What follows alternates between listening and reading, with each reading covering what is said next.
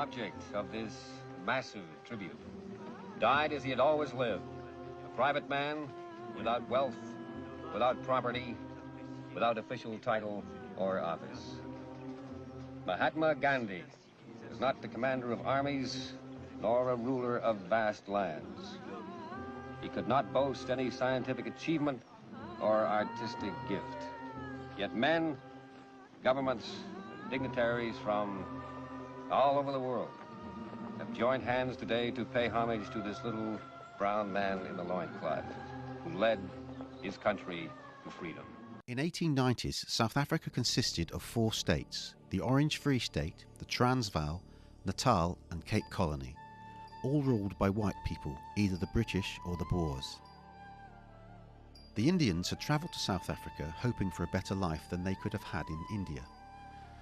Often they worked on British-owned tea, coffee and sugar plantations. These labourers worked hard for low wages.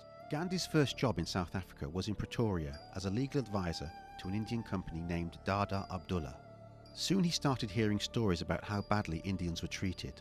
Gandhi was himself thrown off a train for travelling in a first-class compartment, even though he had a first-class ticket. In 1899, the Anglo-Boer War broke out between 2 groups of white settlers, the British and the Boers. During the conflict, Gandhi organised an ambulance corps to help the injured on the British side. Over 1,000 Indians served under Gandhi.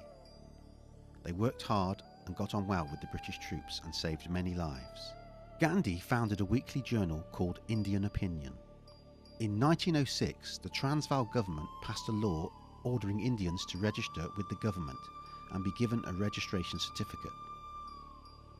They had to carry this with them at all times. Gandhi invented a new form of protest which he called Satyagraha, a term that combines 2 words meaning truth and force. The one person in the world in the 20th century that showed how you can reach the mass of people with an idea and make it move, crack the atom of people power, is Mahatma Gandhi. Mohandas K. Gandhi took on what was considered the greatest empire in all of history, the British Empire, and Gandhi took it on with the teachings of nonviolence. I think the abiding image that I have of Gandhi is Satyagraha, which means truth and peaceful protest. And the man had such an imprint on consciousness in the modern world because he was prepared to sacrifice everything to achieve his objectives without ever lifting a finger to cause harm to anyone. And I think that example continued in Nelson Mandela, for example, who followed similar principles. Soon, Indians were burning their registration certificates and a full Satyagraha campaign was underway. Finally, in 1914, the government gave in and changed the registration law. Gandhi returned to India in 1915. He was given a hero's welcome because of his political work in South Africa. Gandhi was pleased to be back in India. When Rabindranath Tagore met Gandhi, he saw that Gandhi's personality had an unusual, almost holy quality, and he gave him a title, Mahatma, a great soul. Gandhi spent about a year touring India. Then he settled in Western India, where he had started an ashram or community called Satyagraha Ashram. In December, the Congress session at Lahore voted for total independence. January the 26th was declared an Independence Day, and Gandhi launched the 3rd All-Indian Satyagraha campaign. March 12, 1930, Gandhi, at the age of 61, set off from Sabarmati with 79 followers on the historic Salt March to Dandi. Gandhi and his followers covered 1,000 miles in 24 days to defy the nefarious Salt Act. Gandhi was arrested and sent to jail without trial. Complete independence was still not in sight. The Congress passed the Quit India Resolution, the final nationwide Satyagraha campaign with Gandhi as leader. They were imprisoned at Aga Khan Palace, where Gandhi began his fast to end deadlock between Viceroy and Indian leaders. If England does not grant your demands, what course of action will you follow then? Of course, civil disobedience, and all other phases of the Satyagraha are always at our disposal, but whether we shall resort to this weapon immediately or what other steps we shall take, I cannot judge at present. If England grants your demands, Mr. Gandhi, do you intend to have complete prohibition in the new Indian state? Oh, yes. Absolute prohibition? Absolutely. After 1946, Gandhi's efforts were devoted to Hindu-Muslim unity.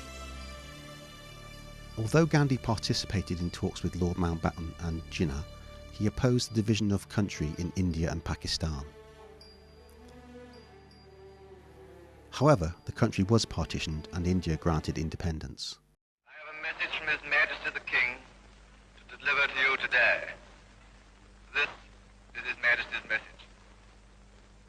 On this historic day, when India takes her place as a free and independent dominion in the British Commonwealth of Nations, I send you all my greetings and heartfelt wishes. Freedom-loving people everywhere will wish to share in your celebrations.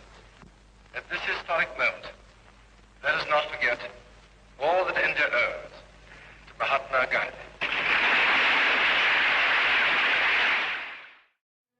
Riots broke out. On January the 30th, 1948, while holding a prayer meeting in Delhi, Gandhi was shot dead by a Hindu fanatic, Vinayak Natram Godse. He was totally opposed to Gandhi's efforts to bring about Hindu-Muslim amity. For people outside India, Gandhi is still an amazing example of what can be achieved without violence. Everyone who tries to change the world for the better using peaceful means owes something to Gandhi.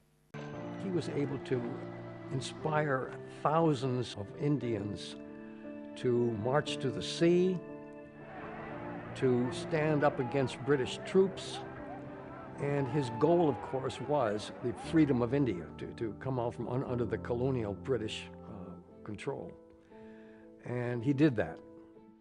I came to Gandhi in the same setting in theological seminary days. I had heard of Gandhi, but I remembered hearing a message by the president of Howard University, Dr. Mordecai Johnson, who had just returned from India.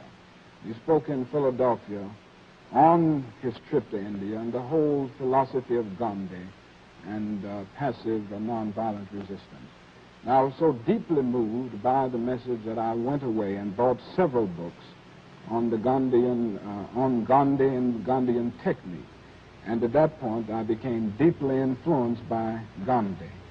Gandhi already no longer with us, but his spirit very much alive on this planet. So I'm also just tiny follower of Mahatma Gandhi's example. Nelson Mandela was inspired by Gandhi, and I find it fascinating because you can see that the inspiration that came from Gandhi was passed on to Nelson Mandela, was passed on to me and others like me. He knew enough about the plight of the Negro in the United States to recognize that it might be the Negro who would adopt nonviolent strategies and tactics.